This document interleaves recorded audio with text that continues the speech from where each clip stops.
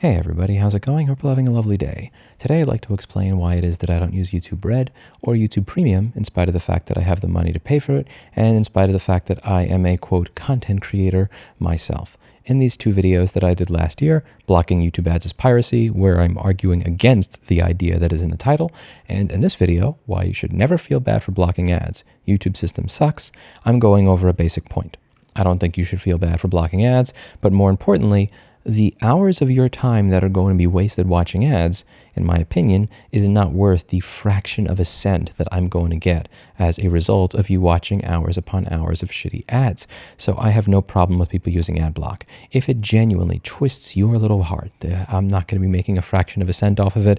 You're welcome to donate $1 to a content creator if you feel that they've gotten value. That was my argument I made in this particular video. There are so many people who would be considerably better off if you gave them $1 than they would be if you watched 5 years of their ads. Just looking at my own CPM, I realized that if you watch ads on my videos, like even if you watch them for 5 years, I'm probably going to get maybe 28 cents out of you. The amount of time you're going to waste is not worth it for the amount of money that I'm going to get from the ads. And one of the things that I said in this video is I have no problem for a value for value relationship going back and forth. Where I provide value or somebody else provides you value and you go, this person has provided me amazing value, therefore I will make a donation.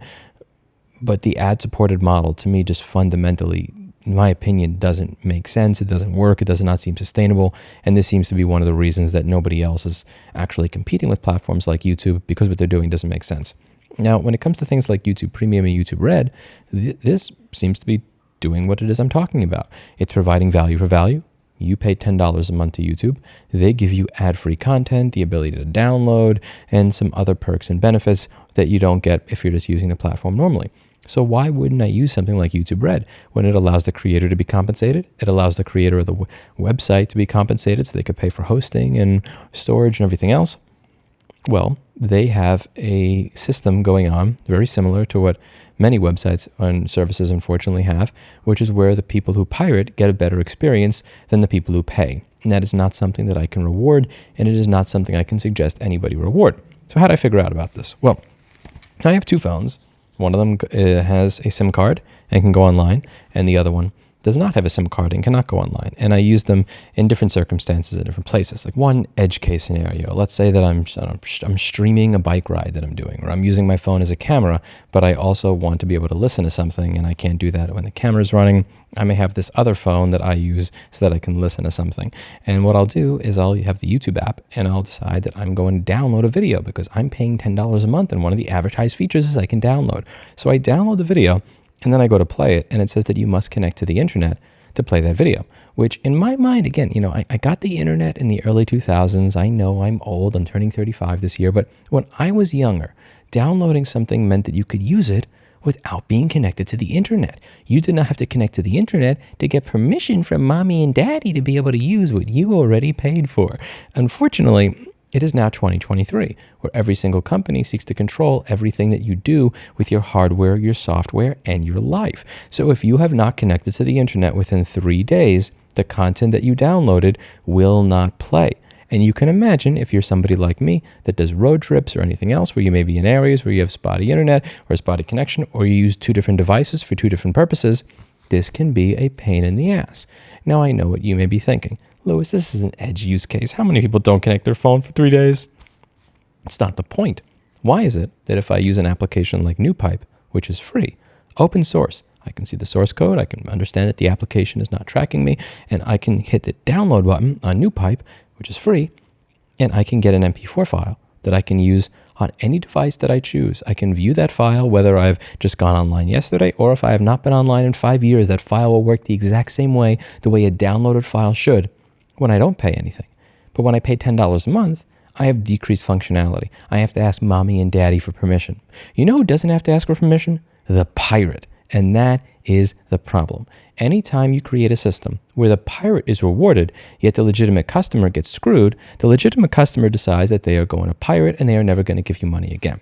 Another example of this. I wanted to watch the movie Inglourious Basterds on a date the other night. So I decided that I was going to go online and I was going to do the proper thing because, again, I'm almost 35 at this point in my life. I have enough money that I can afford to rent or buy a movie without piracy. So I go online and I go to buy it on Amazon Prime. And I go over here and I go to Amazon Prime and I go to watch Inglourious Basterds and I go to click rent in HD and I put my password in and I click sign in, which I hope to God I edit out of the actual video that I'm editing. I'm just going to tap here so I remember to do that. And I get this bullshit message. Resolution support. HD videos aren't supported on your device. This video will play in the highest supported resolution. Watch this video in HD on supported devices. So I figured, okay, you know what? I'm using a schizo browser. Maybe I'll use a more normal browser. I'll use normal Chrome and see how that works.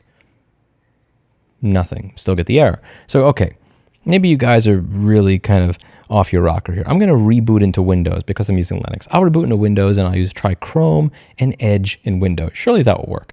I reboot into Windows and on Chrome, not Chromium, Chrome and Edge, it still gives me this error. At which point I go, I'm going to go get the movie from somewhere else where I'm going to be paying considerably less than the $4 that you wanted me to pay, not because I want to be a pirate, not because I want the people who created the content to not be compensated for their work, not because I believe in getting everything for free, but because you have gone out of your way to be a dickhead and try to restrict how I view my own effing content.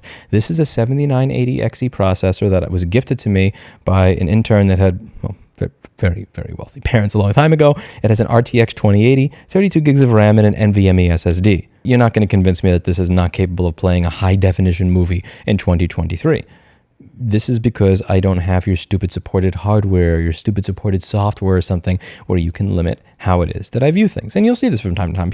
You have to use a very specific browser or a specific HDCP compliant, whatever the fuck, so that you're able to actually view what you paid for. Whereas if you pirate it, you can have a full high definition copy that, by the way, very often is actually much higher in bitrate and quality than the garbage you pay for streaming, but it actually just works. And it just plays on any device that you want. It'll play on your computer. It'll play on your Cohen A2 portable media player. Oh my God, I'm dating myself with this shit. But it'll play on your Cohen A2 portable media player. It'll play on anything. Stop doing this garbage where you treat your consumers like trash. Stop doing this garbage where people that actually pay you get a crappier experience than the people who pirate. Anytime I deal with this, it doesn't matter how much money I have. It doesn't matter how successful my business becomes. It doesn't matter what is in my bank account. If you do this garbage where people who pay are treated worse than people who pirate, I will not pay. I am happy to pay for the value that I receive. I have given many donations to many content creators that have helped me over the course of my career and my life, and I am more than happy to pay the platforms so that they can continue to provide me with hosting and everything else, even if they're companies that I don't really like, even if they're companies that have a lot of money already, just to demonstrate that the business model is viable, the business model works, so that other people will enter. I will pay just because that is my value system. If somebody gives me value, I will provide them value in return. But I will not do that if you do this type of petty garbage. If I hit download, again, maybe I'm just old. Maybe I come from a bygone era where we actually used to be able to own things. When I hit the download button, I expect that that is able to work even if I do not have a functioning internet connection. And if you make me enable hotspot on my second device so that I could have my other device connect to the internet when I don't want it to, in order to allow content that is taking up storage on my device already to be playable, I will never give you money again. It's not happening. Let me know what you think in the comments down below. Do you think that I'm being unreasonably petty and that this is ridiculous and that I should stop?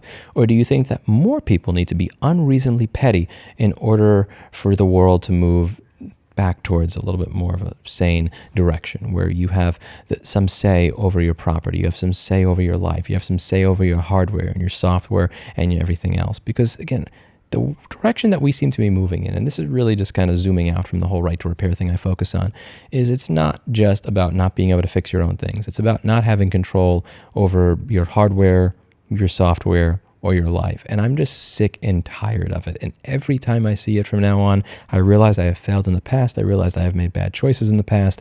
I'm just starting to say screw it, and I'm being as petty as possible with all of this stuff. And I don't care how unreasonable people believe that I am as a result of it.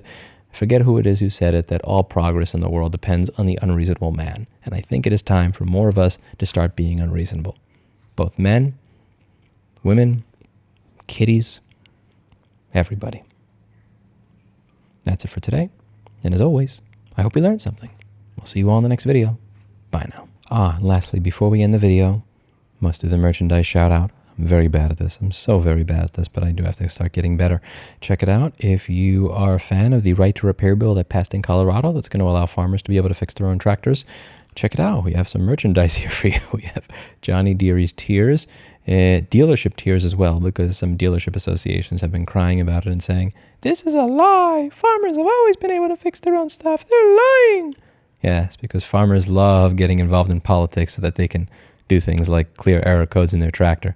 I'm not sure how many farmers these people have met. Farmers across the country, they just love engaging with their local politicians. That's how they want to spend their time rather than on the field actually working on food for the nation or whatever. But check it out. I'll leave a link down below if any of you want to buy these types of really cool mugs. We got dealership tier mugs. We got Johnny Deere tier mugs. And that's about that.